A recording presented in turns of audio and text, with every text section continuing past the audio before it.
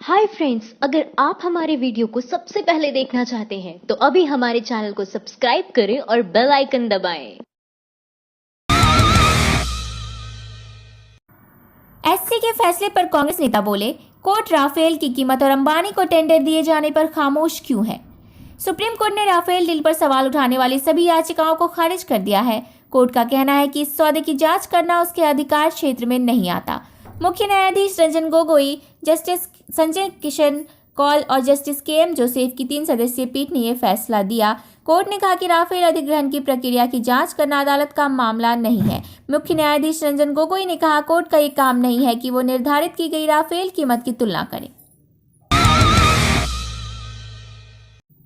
कमाल करते हैं भाजपा वाले, जीत कर आते हैं तब भी रुलाते हैं और अब हारने के बाद भी रुलाने का वादा कर रहे हैं।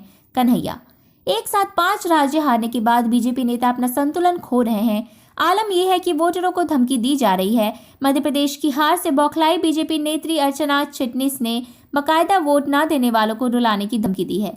बुधवार को बुरहानपुर में कार्यकर्ताओं को संबोधित करते हुए कहा, अर्चना चिटनिस ने कहा कि जिन्होंने मुझे वोट नहीं दिए, अगर उनको रुला नहीं दिया तो मेरा नाम अर्चना चिटनिस नहीं। 5 राज्यों में बीजेपी की हार के बाद फिर बढ़े तेल के दाम। कर्नाटक चुनाव के बाद भी हुई थी बढ़ोतरी। 5 राज्यों के विधानसभा चुनाव के नतीजे आते ही तेल की कीमतों में एक बार फिर इजाफा हुआ है। देश भर में पेट्रोल के दाम बढ़ गए हैं। इससे पहले कर्नाटक चुनाव के बाद पेट्रोल डीजल के दामों में बढ़ोतरी देखने को मिली थी। बढ़ोतरी के बाद दिल्ली में पेट्रोल का भाव 9 पैसे बढ़कर 70.29 रुपए प्रति लीटर हो गया है। वहीं मुंबई में पेट्रोल के दाम 11 पैसे बढ़े हैं, जिसके बाद पेट्रोल की कीमत 75.91 रुपए प्रति लीटर हो गई है। हालांकि डीजल की कीमतों में फिलहाल कोई इजाफा नहीं हुआ है। आचार संहिता के उल्लंघन के मामले में योगी के मंत्री नंदी और उनकी मेयर पत्नी हिरासत में। बैंक मैनेजर को दी थी धमकी। योगी आदित्यनाथ सरकार में कैबिनेट मंत्री नंद गोपाल गुप्ता नंदी और उनकी महापौर पत्नी अभिलाषा गुप्ता को पुलिस ने हिरासत में लिया है। नंदी पर आरोप है कि उन्होंने बैंक से कर्ज लेकर नहीं चुकाया और अब इसकी तहरीर दी गई तो उन्होंने बैंक मैनेजर को धमकी दी। हिरासत में लिए जाने के बाद नंदी और उनकी पत्नी को इलाहाबाद में एमपी एमएलए कोर्ट में पेश किया गया। दंपति को आचार संहिता के उल्लंघन के मामले में हिरासत में लिया गया है। राफेल डील पर सुप्रीम कोर्ट ने मोदी को दिया क्लीन चिट तो भड़के प्रशांत भूषण, बोले ये फैसला निराशाजनक है। राफेल विमान खरीद मामले में आज सुप्रीम कोर्ट द्वारा मोदी सरकार को क्लीन चिट दिया जाना देश के वरिष्ठ वकील प्रशांत भूषण को रास नहीं आया है। फैसले के बाद प्रशांत भूषण ने कहा है कि सुप्रीम कोर्ट में राफेल मामले की जांच को लेकर डाली गई सभी याचिकाओं को खारिज कर देना एकदम गलत फैसला है। प्रशांत भूषण ने कहा कि प्रधानमंत्री ने फ्रांस का दौरा किया, जिसके बाद ज्यादा कीमत पर और बिना एयरफोर्स से पूछे नया समझौता किया है। भगोड़े विजय माल्या के समर्थन में उतरे गडकरी, बोले माल्या जी को चोर कहना सही नहीं है। भारतीय बैंकों को हजारों करोड़ का चूना लगाने वाले शराब कारोबारी विजय माल्या के समर्थन में अब मोदी सरकार के मंत्री उतर चुके हैं। नितिन गडकरी ने इकोनॉमिक टाइम्स के एक कार्यक्रम में कहा कि वो कोई शख्स अगर एक बार ब्याज ना लौटाए तो उसे अपराधी बता देना गलत है। गडकरी ने कहा कि किसी को एकदम से चोर बता देना गलत है। दरअसल नितिन गडकरी से विजय माल्या पर जब सवाल पूछा गया तो उन्होंने कहा कि 40 साल विजय माल्या नियमित भुगतान करता रहा, ब्याज भर रहा था। 40 साल बाद वो एविएशन में गया, उसके बाद वो अड़चन में आया तो वो एकदम से चोर हो गया। राफेल घोटाला है या नहीं, ये सुप्रीम कोर्ट में नहीं संसद में तय होगा। शिवसेना। सुप्रीम कोर्ट ने राफेल डील की याचिका को खारिज कर दिया है। सुप्रीम कोर्ट ने आर्टिकल 32 के तहत फैसला देने मना कर दिया है, क्योंकि ये सुप्रीम कोर्ट के अधिकारी क्षेत्र से बाहर का मामला है। कोर्ट ने कहा है कि सरकार ने जो उसे सीलबंद लिफाफे में कीमत को लेकर जो जानकारियां दी है वह ठीक है, यह जानकारियां हमें नहीं दिखाई गई है। राफेल पर दिए फैसले पर बीजेपी के सहयोगी दल शिवसेना ने सहमति जताई है।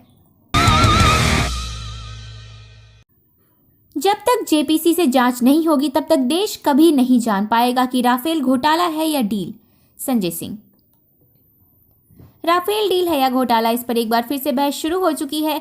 इस मामले में जहां कांग्रेस अध्यक्ष राहुल गांधी ने प्रेस कॉन्फ्रेंस कर मोदी सरकार पर हमला बोला था, वहीं अब आम आदमी पार्टी की तरफ से राज्यसभा सांसद संजय सिंह ने प्रेस कॉन्फ्रेंस कर मोदी सरकार पर सुप्रीम कोर्ट से झूठ बोलने का आरोप लगाया है। साथ ही जेपीसी से जांच की मांग की है। बीजेपी के एमएलए ही नहीं मंत्री भी हारे। वोट प्रतिशत का ये अंतर दिखता है, लोकसभा में भी हारेगी बीजेपी।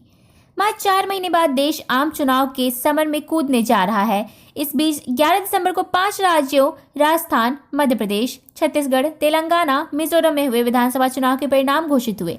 सभी राज्यों में बीजेपी को जबरदस्त शिकस्त मिली है। हिंदुस्तान की राजनीति करने वाली बीजेपी को हिंदी पट्टी के राजस्थान, मध्य प्रदेश और छत्तीसगढ़ हारने का सबसे ज्यादा दुख होगा।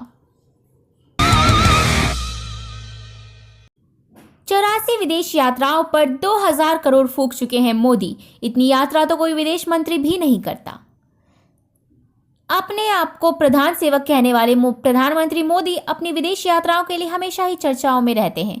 आम जनता और विपक्षी दलों द्वारा उन पर हमेशा ही आरोप लगाया जाता है कि वह भारत के प्रधानमंत्री हैं कि विदेश मंत्री, जो हर महीने किसी न किसी विदेशी दौरे पर जाते हैं। लेकिन अब प्रधानमंत्री की इन विदेश यात्राओं को लेकर देश में गंभीर बहस शुरू हो चुकी है। एक अंग्रेजी वेबसाइट की खबर के अनुसार प्रधानमंत्री मोदी ने 4.5 साल में अपनी विदेशी यात्राओं पर करीब $280 मिलियन खर्च कर दिया है। राफेल सौदे की जेपीसी जांच से बच रही बीजेपी। आचार्य प्रमोद बोले, जांच से डरते हो फिर ईमानदार होने का दावा क्यों करते हो।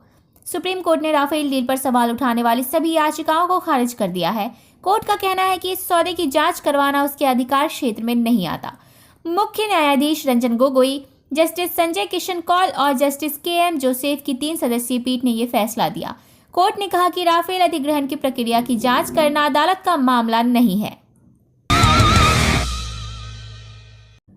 सबरीमाला और राम मंदिर पर सुप्रीम कोर्ट के फैसले में सवाल खड़ा करने वाले अमित शाह और भाजपाई आज प्रसन्न हैं। संजय सिंह, एक मशहूर शब्द है, बेशक आप सब ने सुना ही होगा, दोगला चरित्र। ये शब्द भाजपा अध्यक्ष अमित शाह पर बिल्कुल सही बैठता है। ये वही अमित शाह है जो 28 सितंबर को सुप्रीम कोर्ट के सबरीमाला फैसले पर सवाल उठाते हैं, सुप्रीम कोर्ट को नसीहत देते हैं कि फैसला सोच समझ कर लिया जाए, मगर वही राफेल डील में उनके पार्टी द्वारा गठित सरकार को सुप्रीम कोर्ट क्लीन चिट देती है तो वो सुप्रीम कोर्ट की वाहवाही करते नहीं थमते। लालू को चारा चोर कहने वाले लोग आज माल्या को चोर कहने से भी आपत्ति जता रहे हैं। क्यों? भगोड़े शराब कारोबारी विजय माल्या का नाम सुनते ही आपका मन गुस्से से भर जाता होगा। मन में कई तरह के ख्याल आते होंगे कि जैसे भी हो उसे हर हाल में वापस भारत लाना चाहिए और उससे पाई पाई वसूलना चाहिए। आपका ये गुस्सा, ये नाराजगी जायज है, होनी भी चाहिए। आखिर विजय माल्या देश के सरकारी बैंकों का 9000 करोड़ रुपए लेकर रफू चक्कर हो जो गया है, वो भी इंडिया से बहुत दूर, हजारों मील दूर। लेकिन क्या आप जानते हैं कि बीजेपी के पूर्व अध्यक्ष और नरेंद्र मोदी सरकार में कैबिनेट मंत्री नितिन गडकरी ने भगोड़े माल्या को चोर कहने पर सख्त ऐतराज जताया है। जिस राहुल को पप्पू कहने के लिए शाह ने 1000 करोड़ खर्च किए, 5 राज्यों में हार के बाद उसे राहुल जी बोल रहे हैं। कहते हैं कि वक्त अच्छा हो या बुरा, उसकी एक खासियत है कि वो गुजर जाता है और किसी के बुरे वक्त में उसका मखौल करने वाले, उसका मजाक उड़ाने वालों के मुंह पर जोरदार तमाचा भी वक्त ही लगाता है। कुछ ऐसा ही हुआ आज अमित शाह की प्रेस कॉन्फ्रेंस में। राफेल विवाद पर सुप्रीम कोर्ट के आए फैसले के कुछ ही देर बाद अमित शाह ने एक प्रेस कॉन्फ्रेंस की जिसमें उन्होंने कांग्रेस अध्यक्ष राहुल गांधी को राफेल मामला उठाने के लिए खूब खड़ी खोटी सुनाई। लेकिन इस बार उन्होंने राहुल गांधी को हर बार की तरह कांग्रेस अध्यक्ष राहुल गांधी न कहकर कांग्रेस अध्यक्ष श्री राहुल गांधी जी कहा। स्मृति ईरानी के बाद अब बीजेपी समर्थक लेखिका ने कांग्रेस को बदनाम करने के लिए पोस्ट किया फेक वीडियो। 5 राज्यों में करारी शिकस्त के बाद बीजेपी और उनके समर्थकों ने फेक न्यूज के जरिए कांग्रेस को बदनाम करना शुरू कर दिया है। स्मृति ईरानी द्वारा राहुल गांधी के बयान को तोड़ मरोड़ कर पेश किए जाने वाला फेक वीडियो शेयर किए जाने के बाद अब बीजेपी समर्थक लेखिका मधु पूर्णिमा अंकेश्वर ने झूठे वादे करते हुए एक वीडियो पोस्ट किया है। बीजेपी समर्थक लेखिका ने वीडियो पोस्ट करते हुए लिखा, कांग्रेस की जीत को अभी 24 घंटे भी नहीं हुए कि बाबरी मस्जिद लेकर रहेंगे और पाकिस्तान जिंदाबाद के नारे लगने लगे। जो लोग यह पूछते हैं 2019 में मोदी बनाम कौन, उनके लिए मेरा जवाब है मोदी बनाम उनके वादे तेजस्वी यादव। हाल ही में हुए 5 राज्यों के विधानसभा चुनाव में बीजेपी को करारी हार का सामना करना पड़ा, जिसके बाद सोशल मीडिया हो या इलेक्ट्रॉनिक मीडिया रह रहकर यह सवाल उठाने लगी है कि जब राजस्थान, छत्तीसगढ़ और मध्य प्रदेश जैसे हिंदी पट्टी की जनता ने हिंदुस्तान की राजनीति करने वाली बीजेपी को खारिज कर दिया, तो क्या 2019 में होने वाले आम चुनाव में वो बीजेपी को नकारने वाली है? लेकिन इस सवाल के साथ ये सवाल भी आता है जो अक्सर भाजपा समर्थक पूछते हैं कि पीएम मोदी नहीं तो आखिर और कौन कौन है जो उनकी बराबरी कर सकेगा, कौन उनके पद को पार कर सकेगा। यूपीए के मुकाबले एनडीए में 50% से ज्यादा घटी कमाई, 11% से घटकर 5.4% हुई अर्निंग पर शेयर। अगले साल देश में लोकसभा चुनाव है। पिछले कुछ महीनों से देश में बहुत कुछ बदल रहा है और अब बदलते बदलते देश की जीडीपी और उसका फॉर्मूला भी बदल गया है। बीते बुधवार को सेंटर स्टैटिस्टिक्स ऑफ और नीति आयोग ने एक नए आधार वर्ष और नए फॉर्मूले के साथ 2018 की दूसरी तिमाही की जीडीपी को पेश किया। बता दें कि जीडीपी की गणना किसी एक वर्ष की जीडीपी के आधार पर की जाती है। पहले ये वर्ष 2004-05 था, जिसे अब बदलकर वर्ष 2011-12 कर दिया गया है। माइंड द न्यूज रूम की रिपोर्ट। Thank you for watching our video. अगर आपको हमारी वीडियो पसंद आई हो तो इसे लाइक जरूर करें और हमारे चैनल को सब्सक्राइब करना ना भूलें।